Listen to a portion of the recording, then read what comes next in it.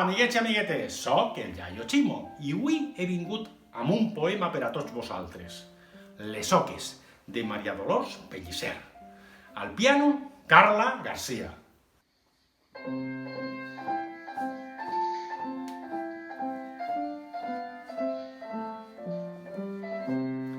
Van tres oques en filera i al davant va la primera. Per camins abandonats, lluny de pobles i ciutats, on el fum tot ho empodega, on el rei ara és l'asfalt.